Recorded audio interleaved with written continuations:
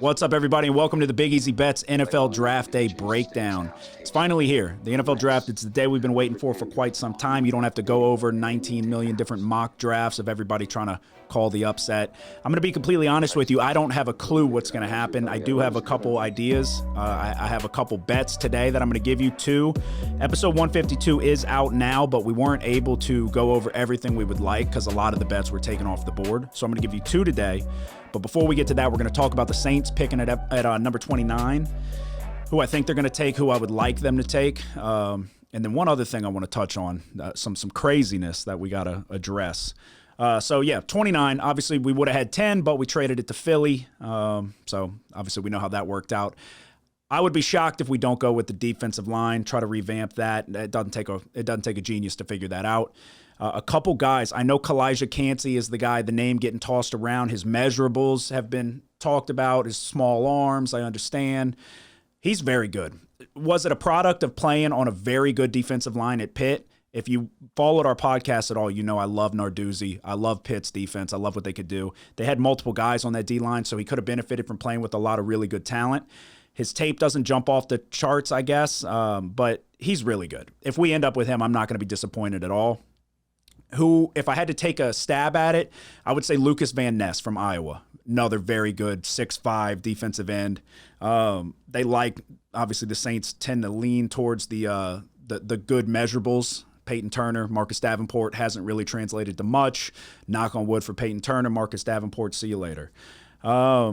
Maisie Smith has been getting tossed around. There's been a couple other names. Brian Breesy from Clemson is another name as well. I wouldn't be mad with any of them, to be honest. At this point, Mickey Loomis has my trust. I feel like he's hit more than he's missed. There has been some misses along the way. Stephon Anthony's the one that sticks out the most to me. Obviously, Marcus Davenport and all of that, I get it. Whoever they decide to go with, I trust them. We'll see what happens. I feel like you got to go defensive line. Some people's bold prediction has been tight end, running back if it's there. Don't get me wrong, I love Jahmyr Gibbs. If he falls and they take Jahmyr Gibbs, I won't be disappointed. You won't hear a complaint out of me. I don't see it happening. I don't think it's necessarily the smartest pick in the world. You got to go D-line. It's obviously the glaring weakness. But with that being said, if I'm taking a stab at it, I'm going to say Lucas Van Ness. So the second thing I wanted to touch on, and this is crazy to me. I understand Reddit brought GameStop back from the dead and nearly took out all the hedge funds. I get it. Somebody goes on Reddit and says that Will Levis is telling his friends and family that he's going number one to the Carolina Panthers. I said on Twitter, if Will Levis goes number one, I will buy his jersey just as a thank you to the Carolina Panthers. I'll say it right now. I'll buy his jersey for 10 different Carolina fans. 10 different people. I will buy you Will Levis's jersey if he goes number one. That will be the most outlandish overreach that I've ever seen since watching football for 20 plus years. I don't understand the hype around him. If you saw him play Georgia, he looked like a fish out of water. I understand he doesn't have the talent surrounding him, whatever you want to say, whatever excuse you want to make, he melted under the pressure. So I understand everybody every year falls in love with these players. Will Levis, Anthony Richardson are the two hot commodities this year. I don't get it.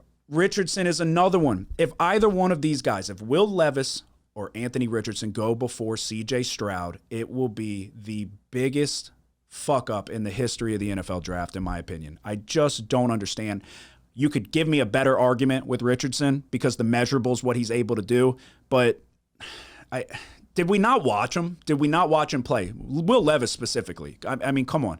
But Anthony Richardson, his accuracy is really great. There's always these reports, these rumors coming out with like no substance to them. I watched him. His accuracy is not good. He can throw it a mile past his wide receiver, and he's very fast. So he's more of a project. You could make it. You could sell me on Anthony Richardson a little bit, much more than you could Will Levis. But is it worth it? C.J. Stroud has proven what C.J. Stroud did, and I'm not an Ohio State fan. What C.J. Stroud did against Georgia in the college football playoff solidified him as the second best quarterback in the country. So Bryce Young, clear-cut number one. He's going to go first. Do not bet Will Levis just because somebody on Reddit said he's telling his friends and family he's going number one. Bryce Young will be the first quarterback taken, as he should be. And if C.J. Stroud is not the second quarterback, it will be – somebody will get fired. There will be a GM fired within 3 seasons. He's got to go – C.J. Stroud's got to be the second quarterback taken. I just don't understand the hype. around these other guys. We saw Sam Darnold throw in the rain at his pro day, and they said he was a home run. He wasn't. He's been seeing ghosts his whole career. So this falling in love with players when they're throwing with no defense, and we just completely forget what they did when there was a defense on the field. I just don't get it. It happens every year.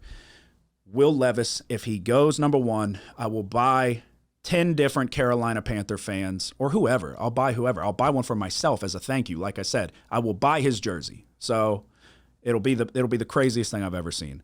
So, number 3, I told you this is not going to be a long video. The 2 bets I'm taking. Number 1, I'm going Michael Mayer, first tight end drafted. It's going to be either Mayer or Kincaid. Kincaid was at Utah. We saw him go for like 14 receptions and torch USC. He's very good. Michael Mayer reminds me more like a Gronkowski type. I feel like it's Gronkowski and Travis Kelce. So who do you want? There's not really a wrong choice. I feel like you can do more with Michael Mayer. I'll be surprised if he's not the first tight end taken. It's minus 230, so you got to lay a good bit, but I feel pretty good about that one. And the second one I'm taking a little bit of a shot on. I'm going Bijan Robinson to the Eagles at 10 for plus 600. So 6-1 odds. I think it just makes sense. Obviously, they got the pick from us, so that sucks. But I think Bijan, clear cut, is the best running back in the country. Jahmyr Gibbs is very good. But Bijan, it just makes sense with Miles Sanders. We don't know what's going to go on with him there. They could use a really good running back to go with that offense. So I think 6-1 odds. I'll take the shot there. Bijan to go to Philly. And we'll see what happens. That's the 2 bets I'm rolling with. I'm not getting crazy. This is going to be, I could see this being kind of a wacky year where everybody thinks they know what's going to happen and then it's complete chaos. So those are the 2 bets we're rolling with. We're going to see what we can do, try to make some money on draft night, and look forward to the season, man. If you're a Saints fan and you're not fired up, I mean, what are we doing? That's why we're fans, okay? There's bright days ahead. We're the betting favorite to win the division, so good chance we're going to the playoffs. Just got to handle business. Dennis Allen, sure, he's a shitbag. He had a horrible season last year. We're giving him a mulligan. It's a do-over. I'm back in. I'm back. I'm in the wagon. I've never been out of the wagon, but I'm firmly back into the wagon. So you can see how hard that is for me to say it. So clearly I'm struggling to back Dennis Allen, but I'm lying to myself until I believe it. So let's make some money on draft night. Good luck.